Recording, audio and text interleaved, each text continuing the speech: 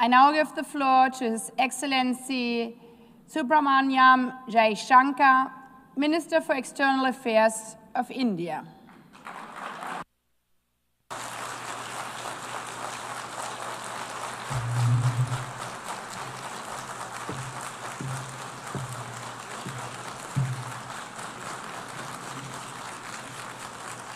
Madam President, Excellencies, ladies and gentlemen, Namaskar from the people of Bharat. We are gathered here 8 decades since the founding of this unique body. The UN Charter calls on us not just to prevent war, but to build peace. Not just to defend rights, but to uphold the dignity of every human being. It challenges us to stand as good neighbors, uniting our strength so that generations to come inherit a world of justice, of progress, and of lasting freedom. Madam President, forces unleashed by history since the founding of the UN propelled this body forward. As decolonization advanced, the world began to return to its natural diversity. The membership of the United Nations quadrupled, and the organization's role and remit grew significantly. In the era of globalization, its agenda evolved even further. Development goals took center stage, even as climate change emerged as a shared priority. Trade acquired greater prominence, while food and health access were recognized as essential to global well-being. Where security was concerned, the UN undertook peacekeeping operations and promoted disarmament discussions. As a result, the UN became a natural platform to debate key global issues. Madam President, we must ask ourselves today, how has the UN lived up to expectations? And just look at the state of the world. There are 2 significant conflicts underway, one in Ukraine and the other in the Middle East, West Asia. Innumerable other hotspots don't even make the news. The slow progress of the SDG Agenda 2030 presents a sorry picture.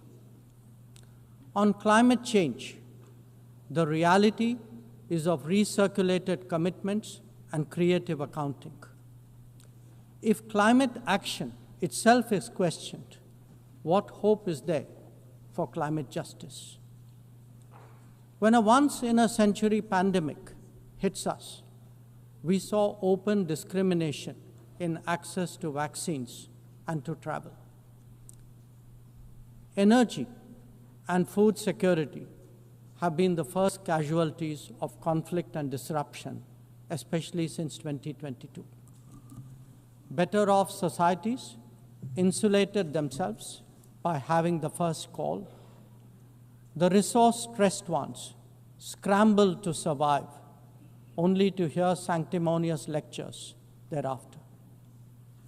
When it came to trade, non-market practices gamed rules and regimes. The resulting concentration exposed the world to leveraging. On top of that, we now see tariff volatility and uncertain market access. As a result, de-risking is a growing compulsion, whether from limited sources of supply or over-dependence on a particular market. Economic concerns have other dimensions as well. Heightened technology control is one. The grip on supply chains and critical minerals is another. The shaping of connectivity is no less sensitive. Protection of key sea lanes has become a challenge. restricting the evolution of a global workplace is an issue. Each makes a compelling case for more international cooperation, not less.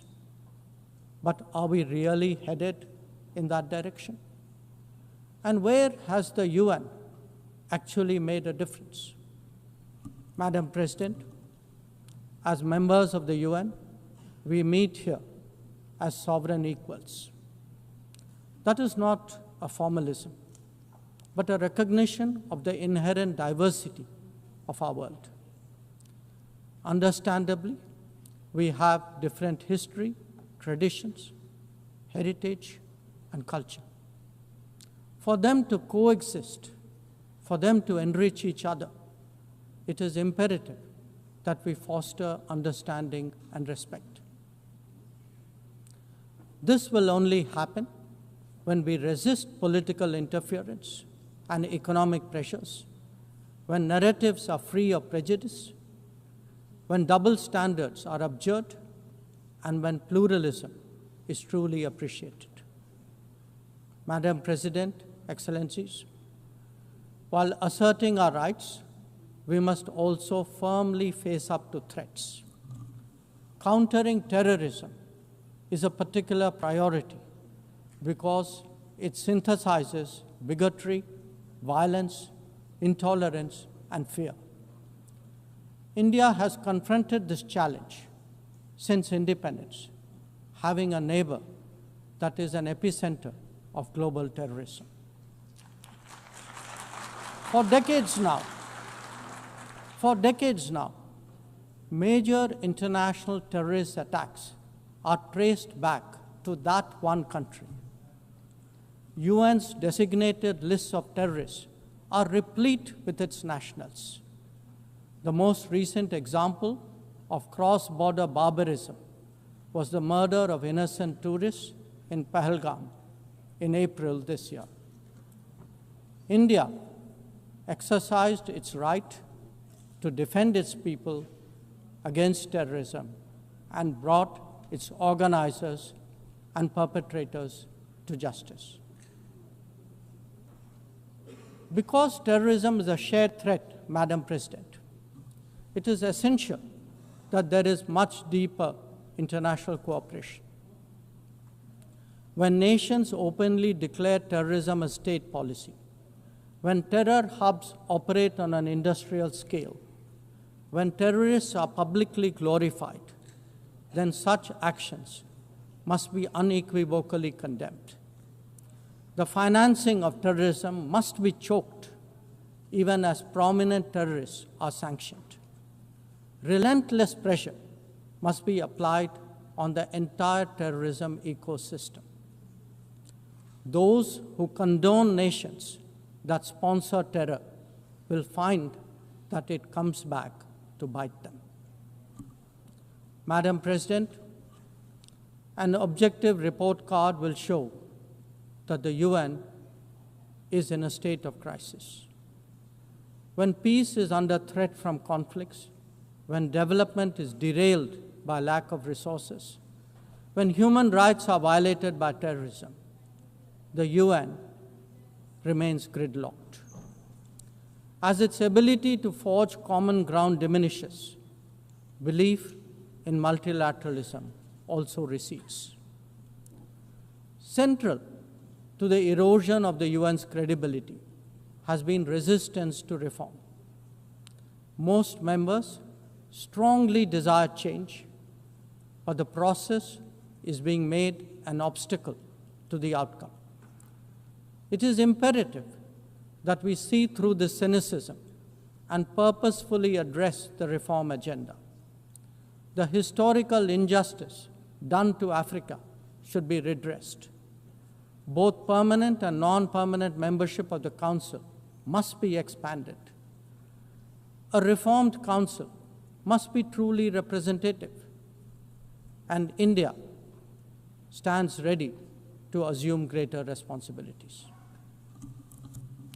Madam President, today the predicament of the Global South is especially acute. Bharat, under the leadership of Prime Minister Narendra Modi, believes that it has both a duty to contribute and an obligation to motivate. That is why we have undertaken more than 600 major development projects in 78 countries, as well as innumerable community-based initiatives.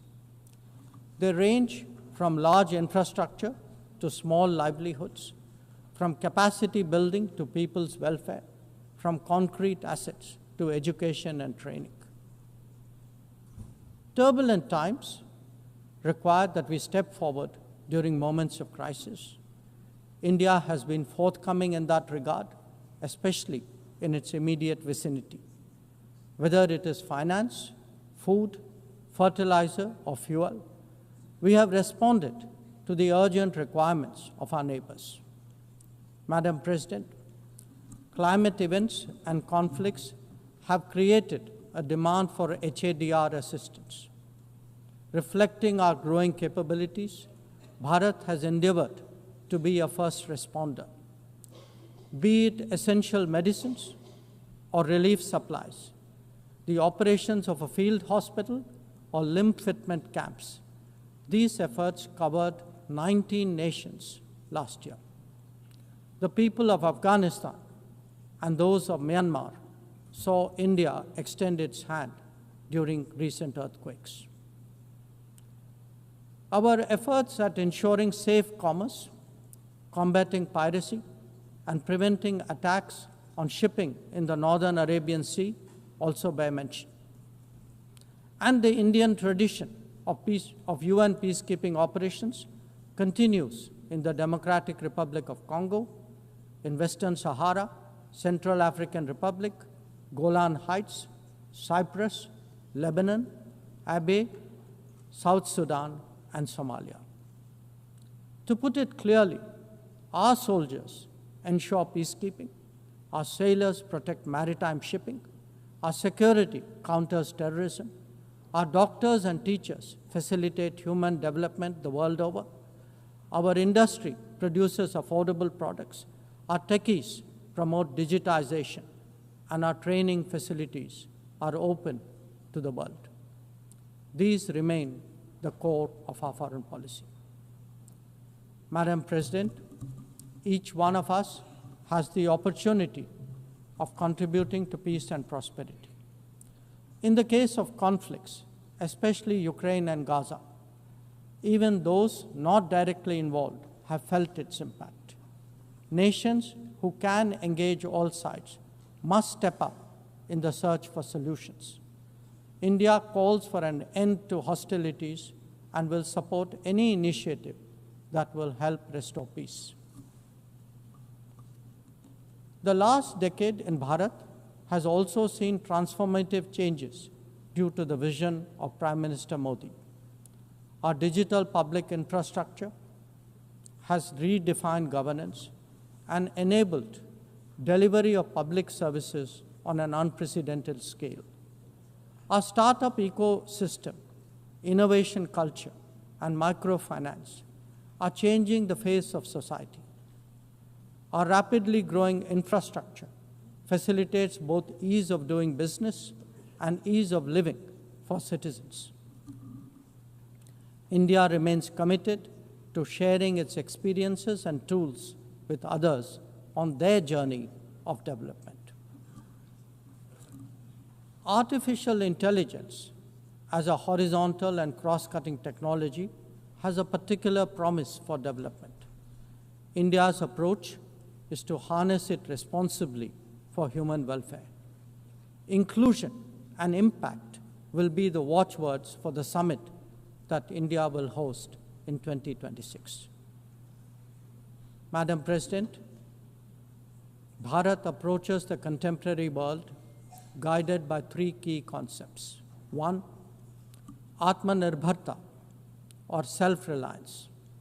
That means developing our own capabilities, building our own strengths, and nurturing our own talent. We see its results already, be it in manufacturing, in space programs, in pharma production, or in digital applications.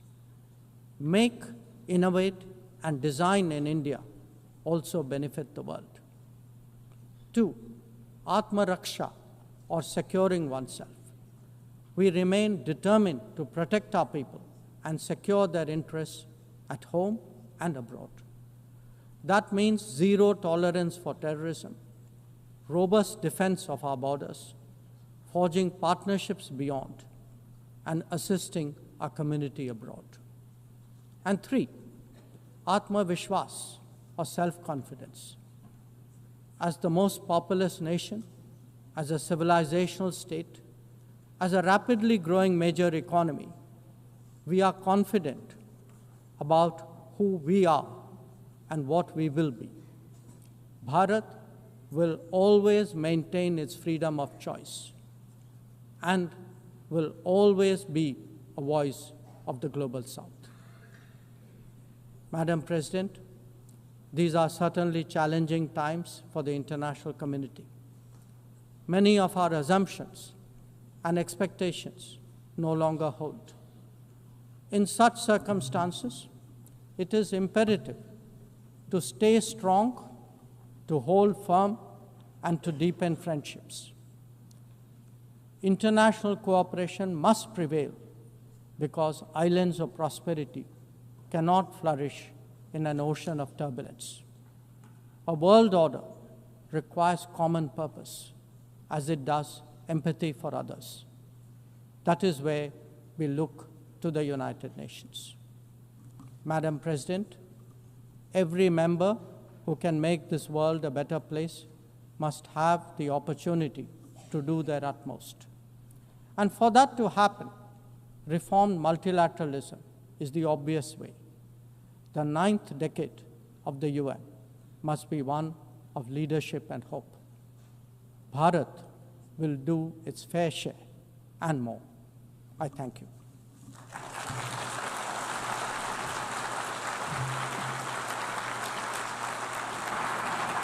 I thank the Minister for External Affairs of India. والآن أعطي الكلمة